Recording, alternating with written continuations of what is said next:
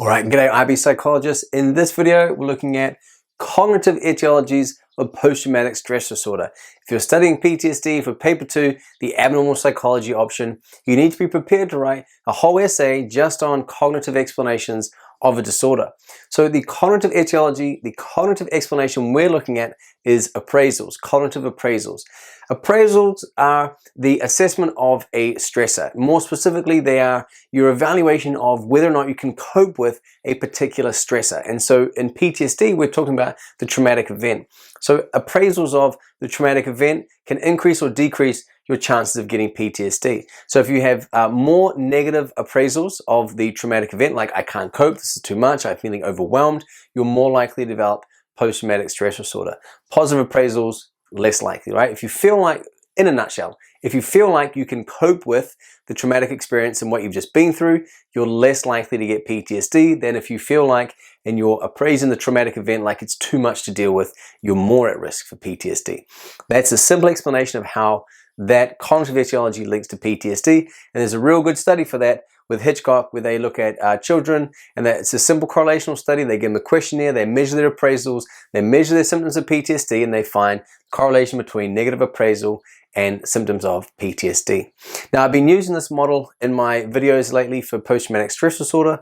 That's why my blackboard here is looking a bit messy. I hope it makes sense, but we now, if you've been watching those videos, the next step is to go deeper and to go why, right? So we begin with the what. The what is appraisals. You need to know what they are. How they link to PTSD. Where's the study? Where's the evidence to support that? Now, if you're this far, you're about a third of the way through your essay now. If you can explain all that, fantastic. Your examiner's reading this going, brilliant. They know what appraisals are. They've got a relevant cognitive explanation. Awesome. They've got the study. They've supported that. Oh, they've laid such a good foundation. Now you come over the top and go, yeah, but why? Why are appraisals linked with PTSD? And that's where you introduce the brain. Now is the time you can introduce Uri et al.'s study. So why are appraisals linked with PTSD? It's because of the relationship between appraisals, the prefrontal cortex, and the amygdala.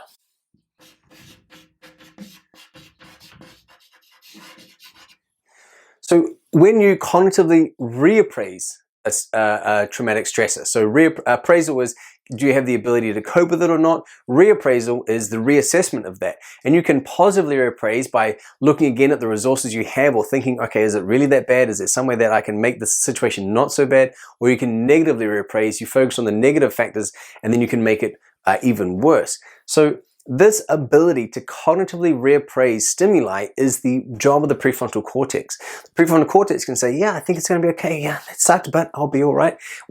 Negative. And now what that does is the prefrontal cortex downregulates activity in the amygdala. And we've seen this in fMRI studies. You put someone in fMRI, show them a bunch of images, you ask them to reappraise it in a way that makes it seem not so bad, you'll see their amygdala activity decreases. If you get them to make it seem worse, then their amygdala activity increases, and that's what Uri et al. Study shows.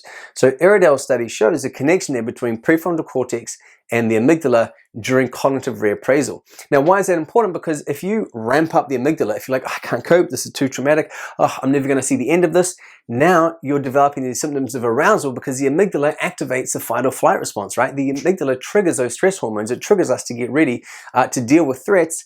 That's the symptoms of PTSD, hyperarousal, hypervigilance, right? We're always on red alert. And so if our appraisals are constantly activating our amygdala, we're going to get those symptoms.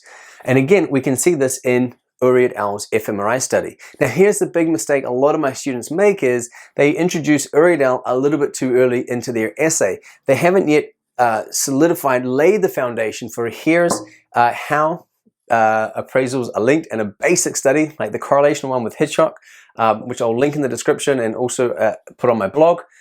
And then after you've laid this foundation, then you can come over the top and go, look, it's also connected to the brain. Okay, so there we have it, cognitive etiologies of post-traumatic stress disorder. We're looking at appraisals. Why do appraisals reduce, why are they related to PTSD? It's because of the influence on the brain.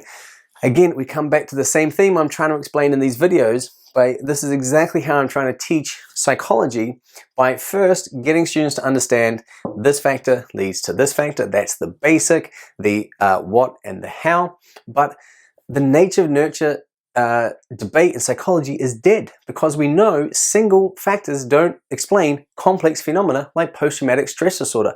I really want students to first get this, but then be able to understand and go, yeah, but hang on, it's more complicated than that. It's the combination of factors. It's not nature and nurture, it's nature through nurture.